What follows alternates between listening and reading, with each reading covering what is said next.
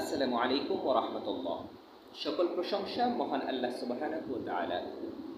সম্মানিত প্রিয় ভাই ও বোনেরা, রাসূল সাল্লাল্লাহু আলাইহি ওয়াসাল্লাম হাদিসের মধ্যে বলেন, আমারু উম্মতি মা বাইনা 60 ইলা 70 ওয়া আকাল্লুহুম মান ইয়াজুজু যালিক।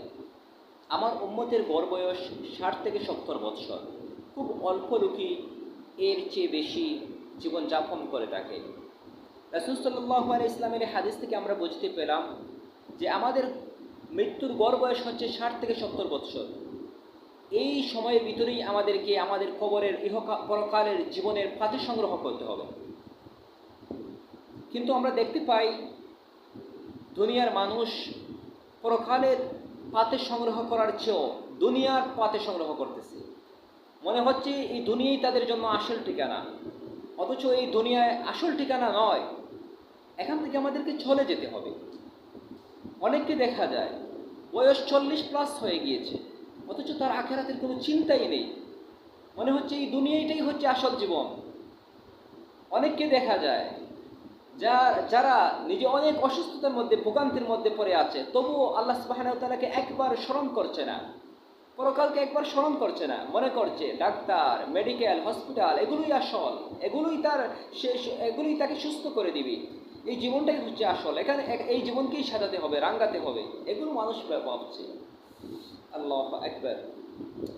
মানুষ তার দাম্ভিকতা, অহংকার নিয়েই পড়ে আছে, অথচ এই জীবনটা ক্ষণিকের জন্যই। আমরা এই পৃথিবীতে এসেছি, আবার আমাদেরকে আসল ঠিকানায় চলে যেতে হবে।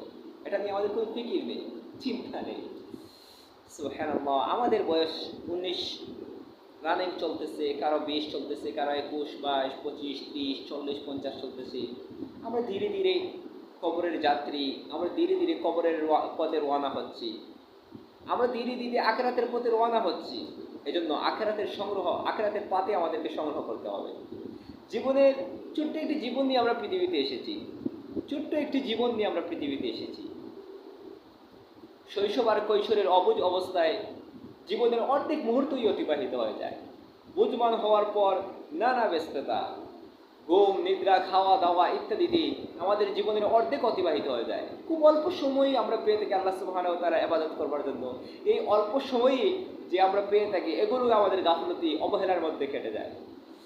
রাসূল সাল্লাল্লাহু আলাইহি ওয়াসাল্লাম বলেন, ইয়াতানিম খামসাতা ক্বাবলা খামসিন, শাবাবাকা ক্বাবলা হারামিক, ওয়া সিহহাতাকা ক্বাবলা সাকামিক, ওয়া গিনাকা ক্বাবলা ফাকরিক, ওয়া ফারাগাকা ক্বাবলা শুগরিক, ওয়া হায়াতাকা ক্বাবলা মাউতিক। 5টা জিনিস আসার পূর্বে 5টি জিনিসকে মূল্যায়ন করুন। নিজের হায়াতাকা ক্বাবলা মাউতিক, এর মধ্যে একটা কথা হচ্ছে মৃত্যু আসার পূর্বে নিজের এই জীবনকে মূল্যায়ন করা দরকার। অবসরতা আসার পূর্বে, ব্যস্ততা আসার পূর্বে অবসরতাকে কাজে লাগানো দরকার।